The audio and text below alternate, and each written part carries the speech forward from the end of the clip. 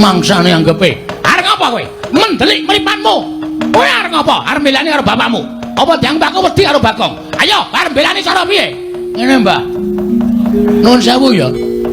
Sampeyan ki wong tuwa, nek ndek jangkem dijaga. Semelaku nek ditapuki wong ning dalan.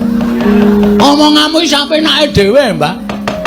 Ora nganggo petungan, ora nganggo pikiran. Awal pertama sampean teko wis ngece omahe bapak. Bapak ki wong kere, omahe ya wis pantes kaya ngene iki, mula ya kuwate ming tuku lincah, bayahe semen. Wong ki aja sok ngembe karo wong liya. Kowe sugih ki mbiyen ra dipari karo Prabu Duryudana. Ha ya. Kowe saiki iso nganggo sandangan sarwa nganggo prada mas ngono kuwi ta? Mergo kowe diparingi karo Ratu Ngastina. Ning kowe kelingan mikir jaman semono, aja sombong. Ning ngelingono karo jaman dok nalika kowe ngrekoso gendong Swatama, kowe mbarang nang prapatan.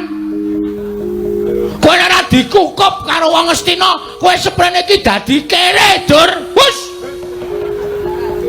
Jangkar karo aku, jangkar ora kuwat tuwa aku mbangane kowe. Bagong sabar le. Engko ndak malah ora apik. Wis meneng ra kowe? Tendian tenan kowe.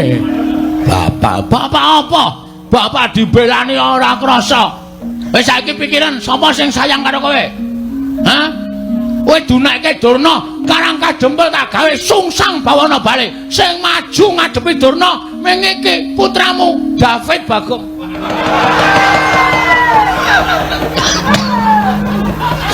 Tambah David iki gek kapan?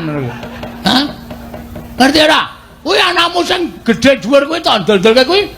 Men ketap-ketip. Kuwi sing kera kuwi. Mbok diganti matane, matamu iki ora. Nek aku arep sapa rumasane? Hah? Mikir. Donya ya ora langgeng, Mbah. Donya ya ora selawase langgeng. Sing sugih kala mangsa dadi kere akeh. Sing kere kala mangsa dadi sugih akeh. Sing bodho nek gelem budidaya dadi pinter mergo sinau akeh.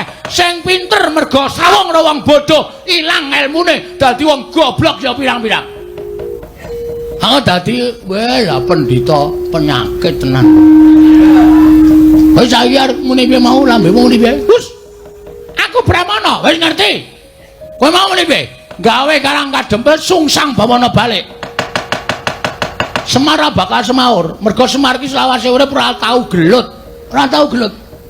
Ming gelut karo simbok ya, Pak?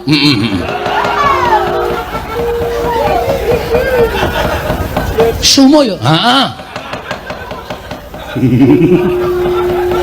Aku nek weruh Bagong nek malah guyu dhewe. Cah kok mbuh uteke iki. Utekmu kuwi. Otak kok utek ora. Ya sorry ora. Saiki ngene, nek kowe arep gawe sungsang bawana balik kanan karo kadempel. Bagong sing ora sarujuk. Aku sing depani Bapak Semar. Loh. Ngono kowe wani karo Bengawan Durna. Apamu sing tak wedeni? Biyen tekan saiki Bagong ora wedi lho sapa-sapa. Aku tak golek rokok sik ya, Kang.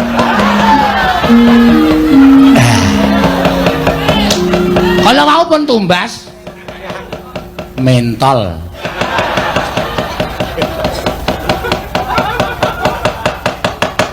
Tegese kowe wani karo Bengawan Durna sing tak wedeni apamu?